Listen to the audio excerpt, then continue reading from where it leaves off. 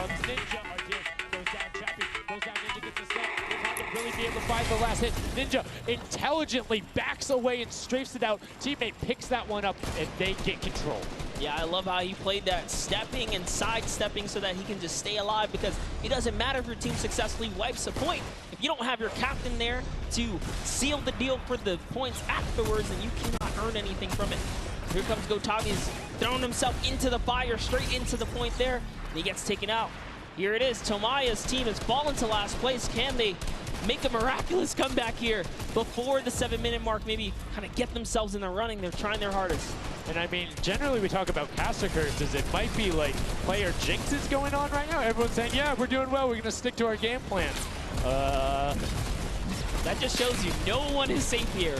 These guys are evolving, and they're playing a better game after game.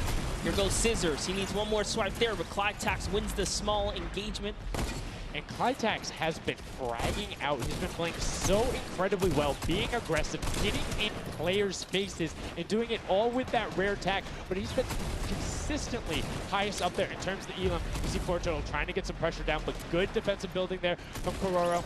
Ryan Frantic comes out the side and cleans it up, but there is Hand of Blood coming directly down. Danya is also up there. We got a three-way battle, but it's 4 chickens saying, this is our roost, get out. That's right, coming right up to own it all for themselves. Rubius doing so good right now. He's from Spain. He actually has a record on, was it YouTube for live streaming? 1.1 million viewers, imagine. Yes, one of the biggest content creators in Spain.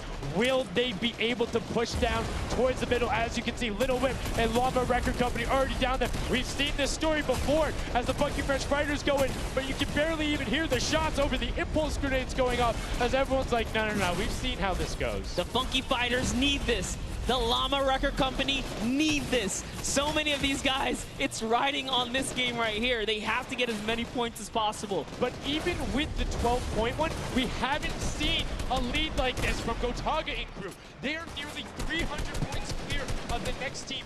Nobody else is contesting there. The Cuddle crew has now been able to catch up a little bit, but they both just established control in their top zones, and Cuddle crew won't pass Raven's Revenge by just sticking with 3 points. They're in a fantastic spot to win this match. Yeah, they've actually been very consistent as well, right? They've been doing okay in that top 4, just doing a pretty good job at staying relevant after all of these rounds. So if Gotaga's team takes this, we actually don't know who can take this set right now. It's actually that close right here. Little Whip Warriors have kind of fallen down a bit here, but Funky Fighters clearly in last place is not good. And now, right now, you can see Tomoya coming in, doing everything he can to knock it down. Carnifex challenging as best he can, and Lachlan is just hanging out inside the cone. Lachlan's doing a great job here. He's just kind of hiding, loving the low profile kind of position and take here on the point. He was hidden, but hey, he has to come out now and defend themselves. It's 3 chickens who surround him and take down that Cuddle Bear. Oh, man. They're supposed to be the tender defenders, but that was a whole bunch of aggression coming out from them there as they now immediately look and start to take shots. And the Ravens Revenge have now finally been unseated from their 3-point game. So a little bit of room to start for the catch-up, but it is utter chaos at point D as Tomoya gets taken down, and the Funky Fighters are still in 8th place. There's still 55,000 minimal on this game alone here. You want to win this one. Ravens Revenge, can they hold it? Or will Cuddle Crew find themselves a big piece of the pie here? Because we're in New York City, you know, you got to make pizza references. That's how we're doing it. Here comes Gotaga kind of hopping on overhead. And all right, he wants more points. He's hungry for it. It's unfortunate they're just clipping off the side as Magma goes down, sitting on 23 eliminations right now. And Gotaga doing his best to find where they want to go up, waiting for his team, but knowing that time is running short since that middle hill is still open and being constantly contested. But the Cuddle Crew are catching up with their steady 3-point game. But now Gotaga goes up right around the back, able to pick up the elim, and control is rested. This is scary because the Cuddle Crew is also getting points right now. So yes, they're getting a lead, but the Cuddle Crew is keeping up keeping it very close. They're keeping it very close. This is what we were talking about. We wanted to see a strategy come out, something defensive where you can get your control. They have now walled them off on each side, thrown a cone on top of them, and they have firing angles towards the other two platforms and towards the spawns behind them. Nobody wants to go contest them, but right now, Gotaga, oh, we saw what happened when Scissors did that. Don't count your chickens before they hatch because they're catching up right now. You can see that 12 points ticking over, but they do still have a lead as players are trying their best to deny Raven's revenge. Yes, you have to keep him safe. This is the protect the president strat at its finest. Cuddle Crew still gaining points. Llama Records still getting points. In comes the fire from all the other platforms. Cuddle Crew's putting on pressure. They don't want to give him the freebie here.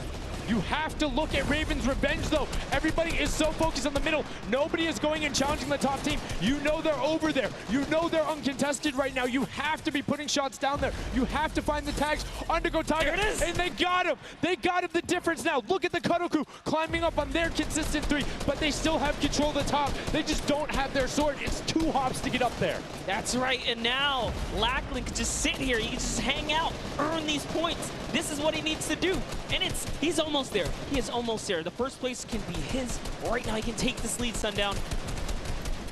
But they got control at the same time. It's literally ticking over a half-second away from each other. The shots are going. Cuddle Crew has the lead, though. Will the shot be able to go through? Yes! Cuddle Crew goes take it down. 999, Oh. 1,000. Gotaga and Raven's revenge in the closest nail-biter yet.